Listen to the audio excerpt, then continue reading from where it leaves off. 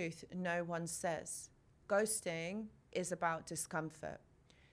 Most women think men ghost because they have met someone else, they lost interest, they got scared of commitment. And sometimes, sometimes that probably is the case, but they don't want to say it. But the thing is, the deeper truth is, men ghost when emotional pressure rises faster than their emotional capacity. Okay, so let me just explain this a little bit more. Okay, dating moves through stages of emotional intensity. You've got the fun and dopamine. You've got the growing together. You've got the growing expectations, female to male, male to female, right? Or female on female, male on male, whatever, right? Whatever gender. So the point I was trying to make, the two of you have got growing expectations. You've got emotional responsibility. And ghosting happens when stage 2 turns into stage 3. So that's growing expectations and emotional responsibility. When it basically stops being fun and starts becoming real. When a man begins to feel expectations, responsibility, emotional accountability, the possibility of hurting someone, that moment triggers discomfort. And avoidant people, basically, as we all know, they escape discomfort. They don't end things, they exit the building. The male brain and conflict avoidance. So what I do want to say at this point is, this part is crucial to understanding this. Okay, so many men don't actually ghost because they don't care.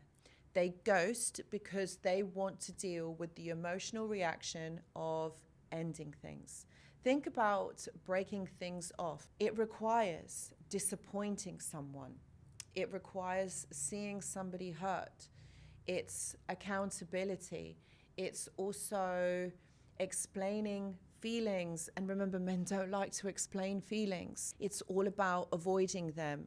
It's about managing guilt, dealing with questions. Why? What? When? Is there somebody else? And this again goes into explaining feelings and disappointing somebody. And I'm not saying they don't want to do that. It's just that they don't want to deal with the uncomfortableness of that. So and added on to that, what you have to understand, for emotionally avoidant people, this feels really overwhelming because they have to take accountability of their own selves, but also they've got to watch that other person, the female or the other male, be in discomfort. So their brain chooses the easiest option, silence.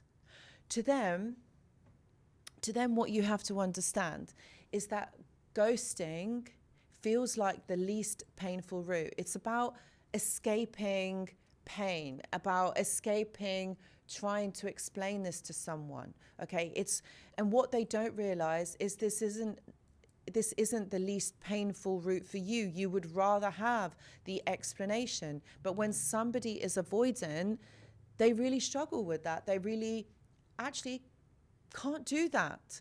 Least painful for them, but really painful for you.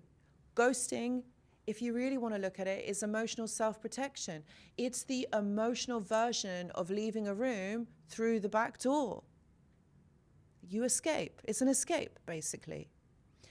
So, the harsh truth women need to hear. Now, here's the part, all right, that people don't like. Okay, and I'm all about, and those of you that have ever worked with me, you know I always say this in the sessions, I'm all about telling the truth. Okay, I'm not here to stroke egos and sell you unicorns and rainbows. I really am not.